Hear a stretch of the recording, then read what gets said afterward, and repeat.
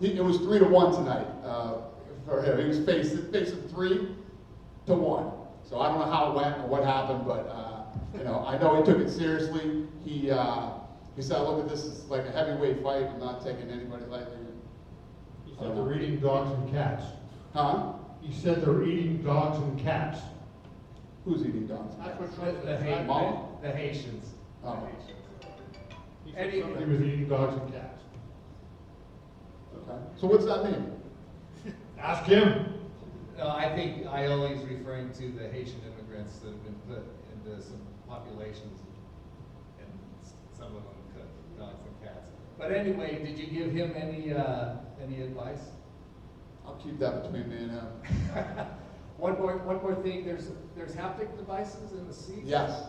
So is that going to be used in between during the movies or actually during the fights too? The audio in this place is, you can't even compare it to anywhere else. The audio is incredible.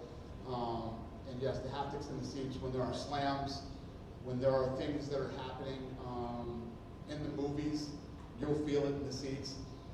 There's 10,000 seats that happen. So 10,000 people will have that experience during the show that night. If their fighter loses, will they get buzzed? No, but there are different, when the fights are announced, there are different types of celebrations that happen when a fighter wins, and that are all living inside the worlds.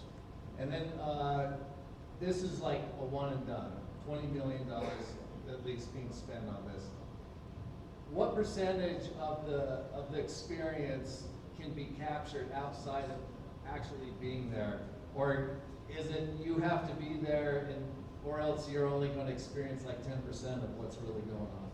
Yeah, I think that this is one of those, the detail in these movies. Each of these movies, each chapter is 90 seconds long.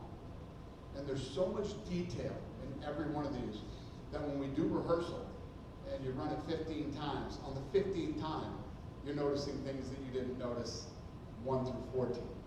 That's how much detail. And it's me and Craig keep talking about it. It's like, it's almost a shame that you're only going to get to see this once. That's why I keep saying, I think if everything goes well and we're happy with it at the end, I think we reformat this thing and you can go watch it again at the Sphere. Is this the type of thing that you can't really capture on your phone or with all the TV screens, that it'll be something in your memories? Trust me when I tell you, everybody in here and everybody watching, don't even fuck with your phone. Put your phone down, be in the moment, and just take it all in. Yeah. You kind of answered my question, but U2's doing the VU2, which is back at the Sphere, and it's highlighting the event that happened there. With as good as that Roku documentary that came out, did you guys have the presence of mind to document this whole Sphere process? And will we be able to see how this was created? So my goal in this thing is to be nominated for an Oscar, an Emmy, and a Grammy. So yes, there will be a documentary. Yep. Hey Dennis, Yep. do you have any news about Charles Oliveira next fight? Do I have any news about what? Charles Oliveira. No, sir. If it ain't happening on Saturday, don't even fucking ask me about it. Hey Dana, 2 quick things. One, not that it really matters that much, but when Aaron was asking you about your Mount Rushmore, a couple years ago you said Amanda Nunes was on there and not Ronda. Depends on what you're talking about. If you want to ask me who, the greatest of the greats, there's no doubt it's I Amanda. was just wondering the change from Amanda to Ronda. You caught me on that day when I was at ESPN, and I was thinking about, I think there's different ways that you could gauge the Mount Rushmore. And for me personally, that day, I was talking about the business and the sport. And then the last question, you had referenced when we talked last week about people saying UFC 300 sucked. I actually did a column saying, does UFC 300 suck? Because so many people were saying that. Now, so many people are saying the Sphere is a flop. It hasn't happened yet. But at UFC 300, you had 11 former champions, and you had a lot of veteran fighters on that card. And so they dealt with the pressure of the big event, and they delivered. On this card, you don't have those kind of veteran fighters. Do you have any concern at all? You always say the fighters deliver. but do you have any concern at all that the moment may be too big for some of the younger fighters that you have on the card that don't have the experience that an Alex Pereira and et cetera have? Right. 25 years, event after event, 100, 200, 300, all the shit talk about 300, and then as soon as it's over, I don't listen to any of this shit.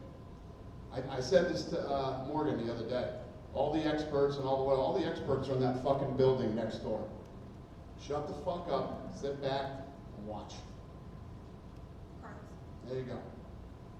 Dana, Yes, sir. Following up to what Kevin asked, I mean, last year we had Jair Rodriguez and Brandon Moreno headlining UFC 290 was International Fight Week. You have Lex as a champion, but looking at the showcase of the Mexican talent you have on this card, because there's a lot of young guys like Sel Hoover, Torres, Jasmine, Chaires, Lazy Boys. How much time do you think is going to be for you to have some other Mexican headlining a pay-per-view, something like Noche you want to do yearly? Well, like to build off what Kevin was just saying and then what you asked, I mean, if you look at these people and you know anything about fighting, you know anything about matchmaking, stylistically these are unbelievable fights, right? When you take these people that you believe in and that you believe have the potential and you build an event like this around them and they go in and they do what they do, everything just gets bigger. You know what I mean? And then, yeah, I mean, that's the answer. I don't know if that's the answer to your question, but that's the answer I'm giving you. Yeah, hope that helped. Was there another Dan, over question? to the left. Yeah. You've talked about bringing the Contender series on the road. Have you looked into that at all yet? Not yet. I've been busy. Would that contain more fights? We being the matchmakers, we love that idea.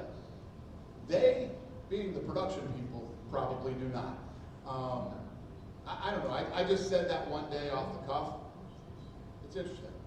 And, We'll see. We're still traveling around trying to get out there and do all the fight nights in different places. So the Garden in November, do you plan on having Ray Lee on that fight card?